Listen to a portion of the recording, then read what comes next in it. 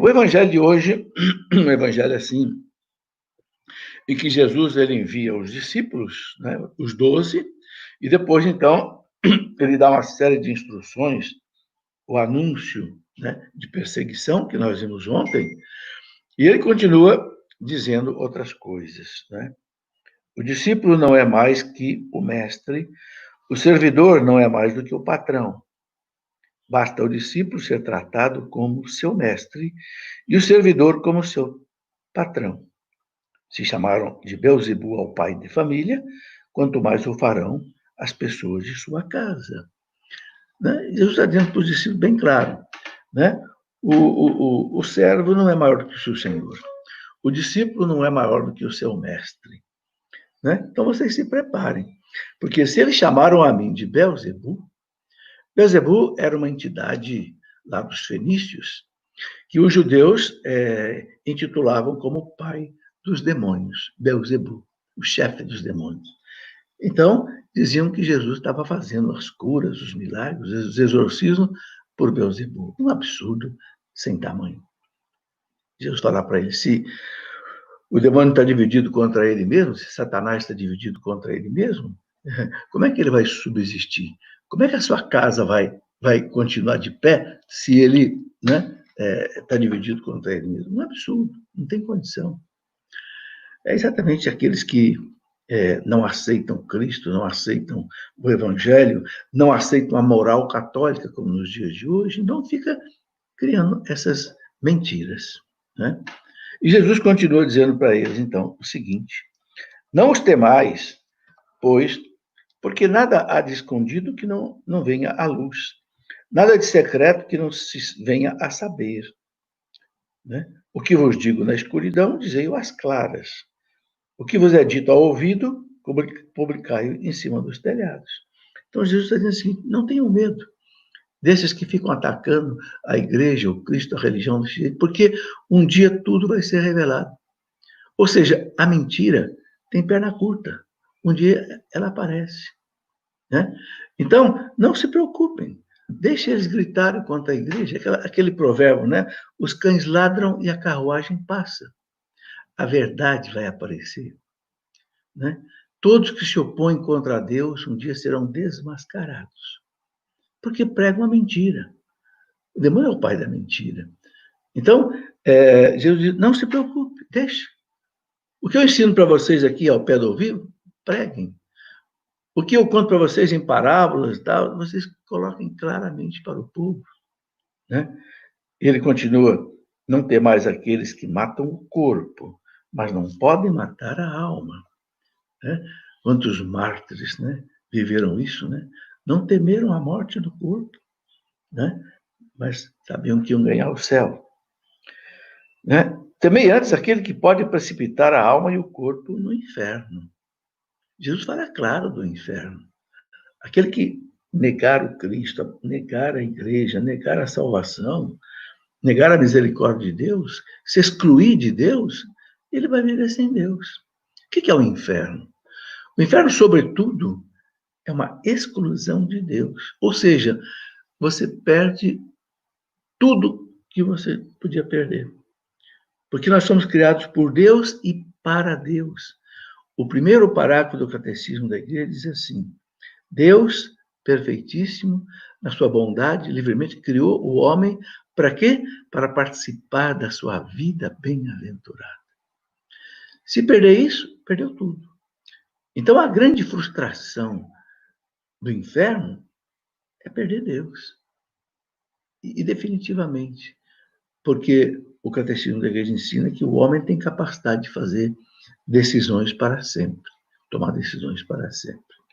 Bom, então Jesus diz, vamos temer a Deus, né? Mas o temor, não é um temor de medo, porque Deus é Pai.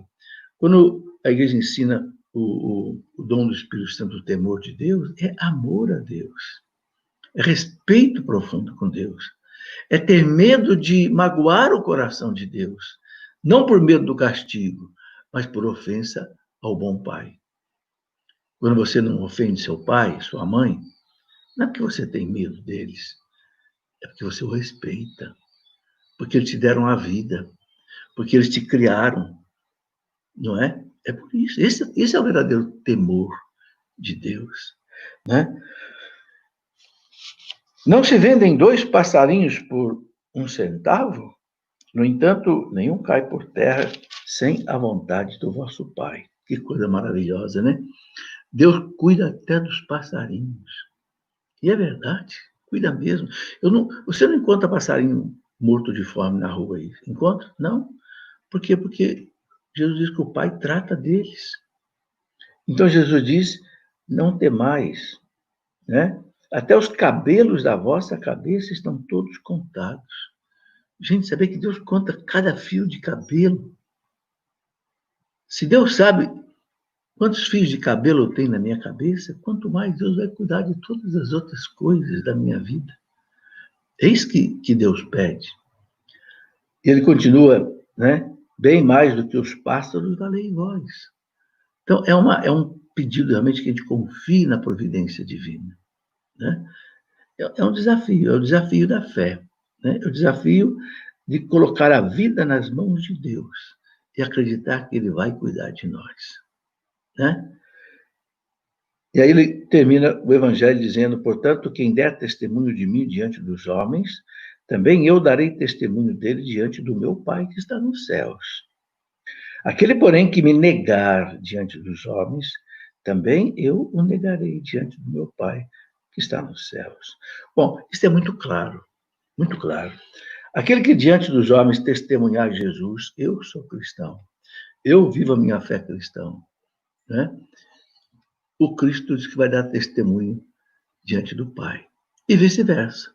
Aquele que o negar, não, eu não sou cristão, tem vergonha, né, da sua fé, tem vergonha de defender aquilo que a igreja ensina. Então, o Cristo diz que ele vai ter vergonha dessa pessoa diante do Pai. Então, é preciso a gente ter essa coerência, né? O que está na palavra de Deus, o que a igreja ensina, vamos colocar para as pessoas.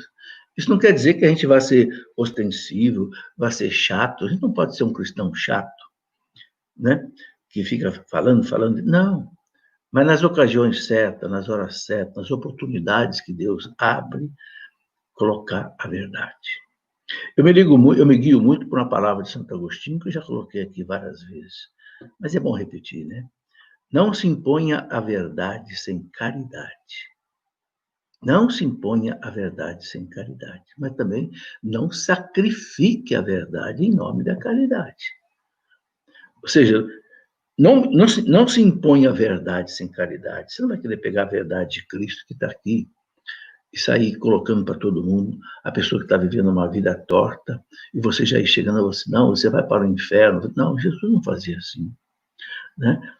Ele ia ao pecador e ele oferecia ao pecador a misericórdia, o perdão. A história do filho pródigo, a história de Zaqueu, a história de Madalena, a história daquela mulher que ia ser apedrejada. Ele não chega acusando. Quem acusa é o demônio.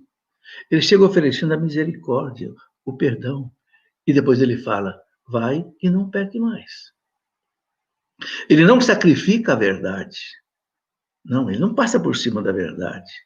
Ele não diz para aquela mulher que ele livrou da morte por apedrejamento, ele não fala para aquela mulher, vai embora, tudo bem, continua a tua vida aí na prostituição, Deus entende, Deus é mesmo. Não, vai e não peques mais. Acho que não precisa dizer mais nada para aquela mulher, né? Porque o ato de amor que ele teve para nós, de salvar a vida dela. Alguns acham que essa mulher pode ter sido a Madalena, não sei, não é uma prova exata sobre isso, mas de repente até pode ser, não sei, né? Então, o importante é isso, é não esconder a palavra de Deus para fazer média com as pessoas, para, não sei, afagar o ego das pessoas, para agradar as pessoas. Fala, não, o que vocês ouviram no pé do ouvido, falem claro. Em cima dos telhados, ou seja, o que fica em cima do telhado, hein? A antena da televisão, né? A antena da parabólica, né? A antena do celular fica em cima dos telhados. Então, isso parece para os nossos dias de hoje. O que nós estamos fazendo aqui via internet? Pregando em cima dos telhados. Então, quem usa a internet para pregar tem que falar a verdade de Deus.